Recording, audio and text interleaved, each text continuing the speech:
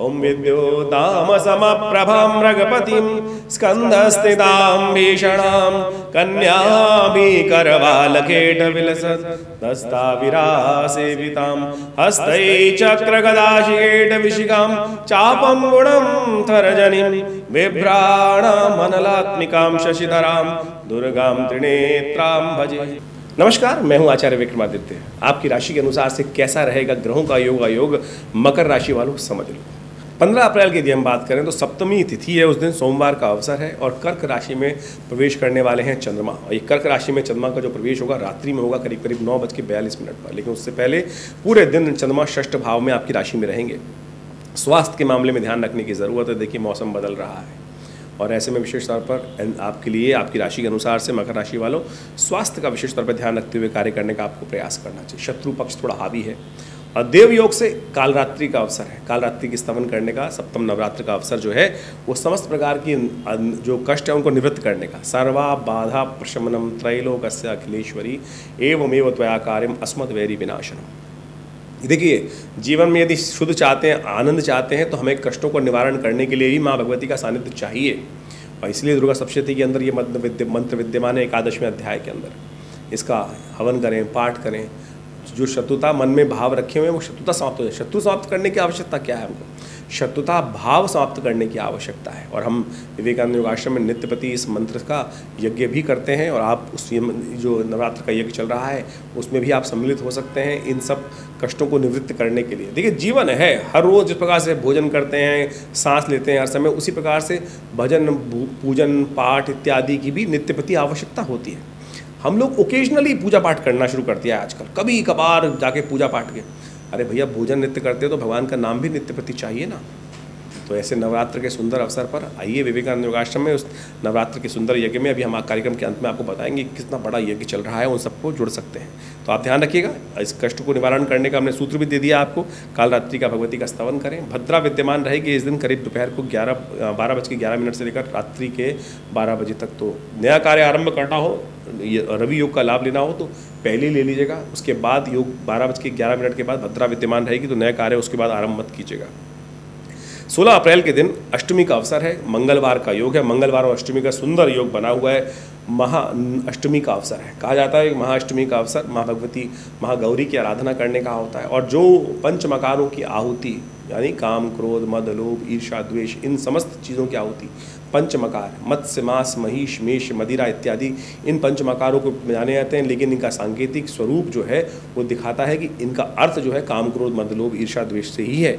इनकी आहुति जो देते हैं माँ भगवती को, उनके जीवन के कष्ट दूर करने का योग बन जाता है सुंदर तरीके से। तो आप अवश्य इसका लाभ लेने का प्रयास करें। ग्रह योग आपके अनुकूल है, नव शक्ति का संचार करते दिखाई देते हैं। चंद्रमा परिवर्तन करके आपकी राशि के अनुसार से सप्तम भाव में विराजमान हो चुके हैं और ये नए विचार नई शक्ति का संचार करते दिखाई दे रहे हैं आपके अंदर। तो उस शक्ति का, नए इंट्यूशन का बहुत सारे नए आभास होंगे, उन सब का लाभ लेते हुए यदि कार्य करेंगे तो आपके लिए अच्छा रहेगा। यदि मन में कोई शोक चल रहा है तो एक दिव्य प्रयोग हम बताने का प्रयास करते हैं। महाअष्टमी जो होती है उस दिन अशोकाष्टमी भी जानी जाती है। कहा जाता है कि अशोक के पेड़ के नीचे बैठकर यदि मकर राशि वाले सुंदरकांड का पाठ करें तो कहा जाता है कि समस्त प्रकार के शोकों का क्षय हो जाता है। सीता जी ने भी अशोक जो वृक्ष के नीचे बैठकर इस अष्टमी के अवसर पर हनुमान जी के द्वारा राम कथा का श्रवण किया था।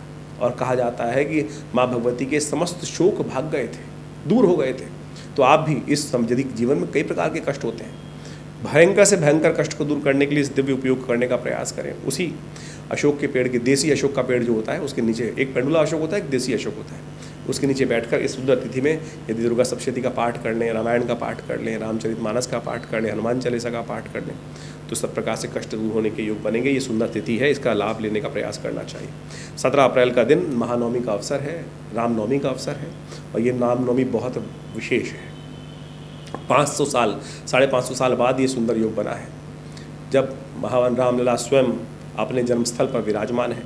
पहली रामनवमी है तो अवश्य भगवान का स्तवन करें, यज्ञ करें, उनका पूजन करें, उनका आशीर्वाद देने का प्रयास करें, क्योंकि आपके प्रयास से ही, आप सबके प्रयास से ही ये सुंदर दिवस हम सबको देखने का मिला। जनमानस के इस छोटे छोटे एक प्रयास से इतना वृहद आनंददायक अवसर आया है, तो हम सब आनंद से इसका विशेष तौर पर सरावर होकर भगवान का स्तवन करें, भगवान का पूजन करें, उनके स्तवन का पाठ करें। हमने विवेकानंद योगाश्रम में बड़ा सुंदर रामनवमी का यज्ञ, दुर्गा सप्तशती का यज्ञ, महानवमी का यज्ञ रखा है। आप उसमें सम्मिलित हो सकते हैं, सादर आमंत्रित हैं आप उसके अंदर।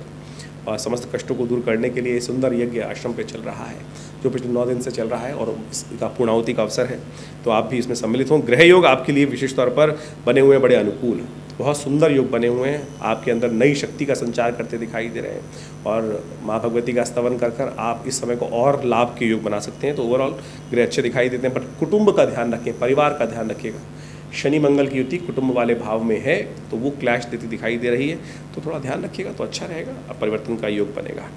18 तारीख की दिन बात करें, दशमी तिथि, बृहस्पतिवार का अवसर, सिंह में चंद्रमा का पदार्पण हो रहा है। ये मन में थोड़ी सी वीतरागिता, थोड़ा सा परेशानी मन में उदय कर सकता है, लेकिन लाभ की स्थिति बनेगी, धन लाभ की स्थिति अच्छी दिखाई देती है।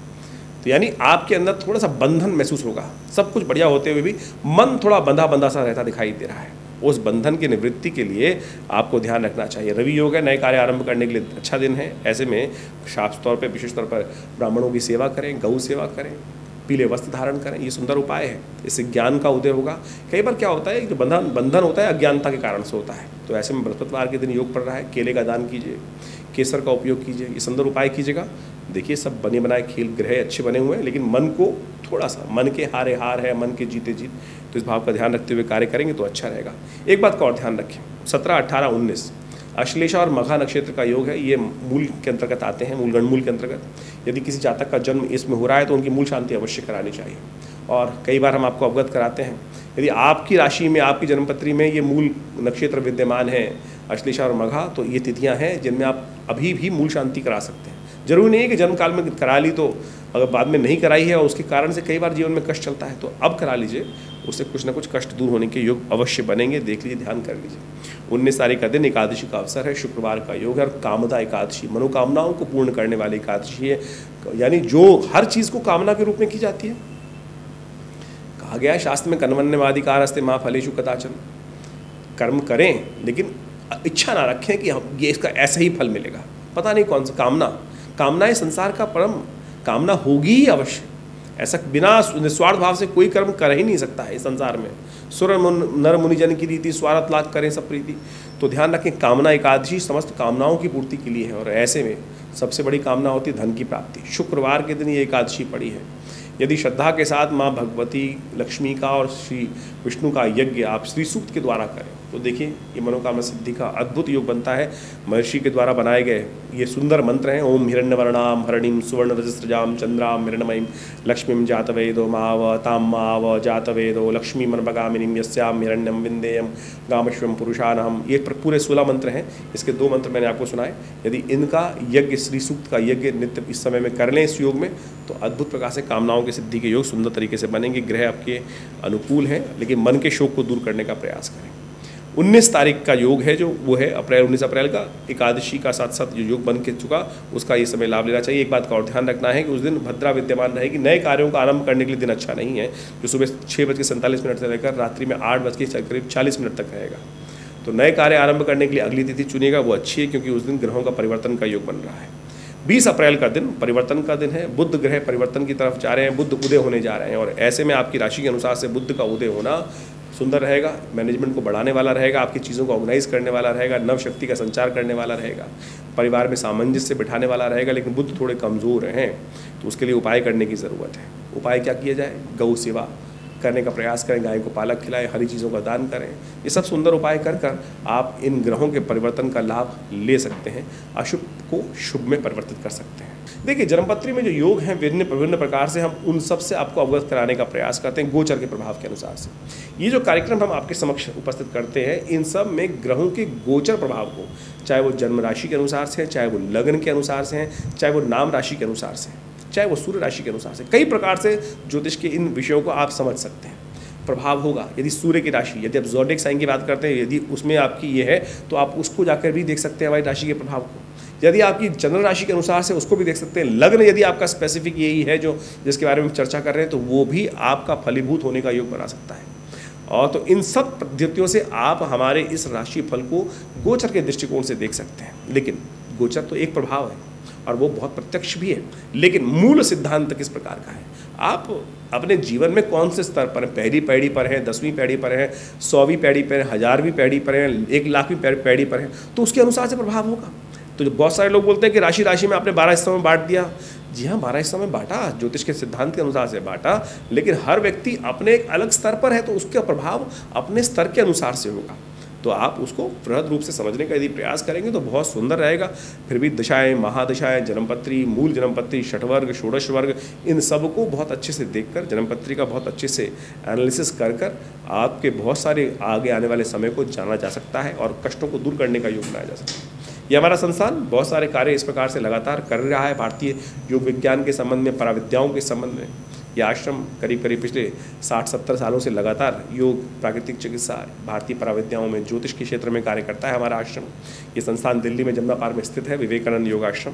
हमारे पिता आचार्य श्री केशव देव जी महाराज के सानिध्य में करीब 1960 के दशक में ये कार्यक्रम या संस्थान की स्थापना की गई। एक 100 बेड का पूरा योग, प्राकृतिक चिकित्सा, आयुर्वेद का हॉस्पिटल जो भारत सरकार के पैनल पर भी है और विभिन्न बीमारियों में बहुत सुंदर तरीके से जनता के लिए लाभ का कार्य कर रहा है। कमर दर्द में, डायबिटीज़ में, शुगर में, किडनी के डिसऑर्डर्स में, कई प्रकार की समस्याओं को ठीक करने के लिए हॉस्पिटल लगातार कार्य कर रहा है और भारत सरकार के साथ मिलकर भी कार्य कर रहा है। दिल्ली गवर्नमेंट, भारत सरकार, तो बहुत सारे विभिन्न सरकार के पैनल्स पर भी है और उन सब भी आप लाभ ले सकते हैं। इसके अलावा भारतीय पराविद्याओं के संबंध में, यज्ञ विज्ञान के संबंध में, मुद्राओं के संबंध में आपने देखा होगा कि ये विभिन्न मुद्राएं जो है वो हमारे आश्रम के द्वारा ही इस पूरे विश्व में पहुंचाई गई हैं। आज जो भी लोग हैं हमारी इन मुद्राओं के द्वारा, चाहे वो हृदय रोग की ये मुद्रा है, 3 सेकंड में मृत संजीवनी मुद्रा फर्स्ट एड देने का काम करती है हार्ट अटैक के पेशेंट्स में।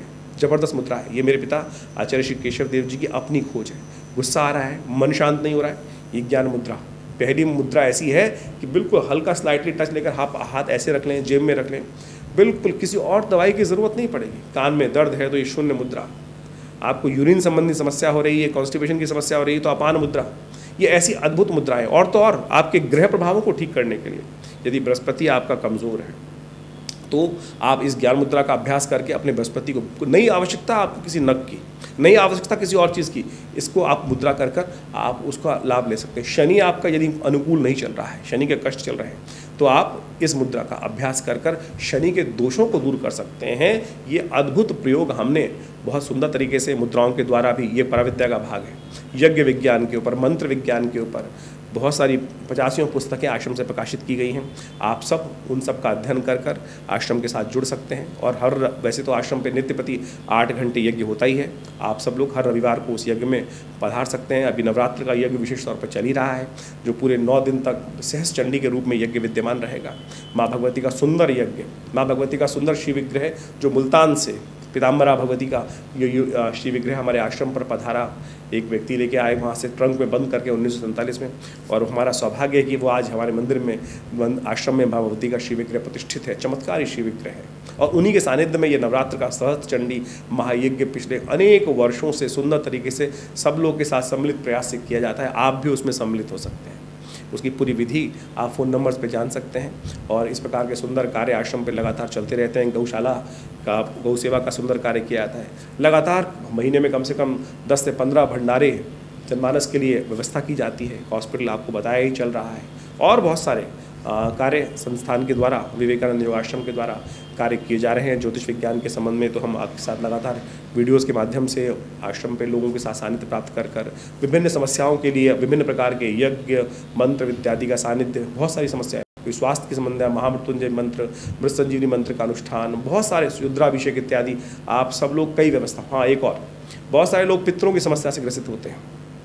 पितृ परेशान कर रहे हैं, पितरों को आप तर्पण नहीं कर पाते हैं, तो उसके लिए भी सुंदर व्यवस्था हमने अपने आश्रम पर रखी हुई है। आप अपनी अमुक तिथि पर अपने पितृ के निमित्त तर्पण, यज्ञ, यदि आप विशेष तौर पर ब्राह्मण भोजन इत्यादि यज्ञ करना चाहते हैं तो उसके लिए भी आश्रम से संपर्क साध सकते हैं। नंबर्स आपके सामने स्क्रीन पर लगातार चलते ही हैं। रुद्राभिषेक कराना चाहते हैं तो उसके लिए सुंदरकांड का पाठ कराना चाहते हैं तो उसके लिए भी सुंदर व्यवस्था आश्रम की तरफ से की जाती है। हर मंगलवार को सुंदरकांड का आश्रम में व्यवस्था चलती ही है। तो आप सब इन समस्त कार्यक्रम में आश्रम के साथ जुड़ सकते हैं। विवेकानंद योगाश्रम हमारे पिता आचार्य श्री केशव देव जी के माध्यम से ये स्थापित किया गया और आज हम उसी प्रयास में हम आपके समक्ष इस चैनल के माध्यम से उपस्थित रहते हैं और विभिन्न कार्यक्रमों को अपने आश्रम के बारे में आपको बताने का प्रयास करते हैं।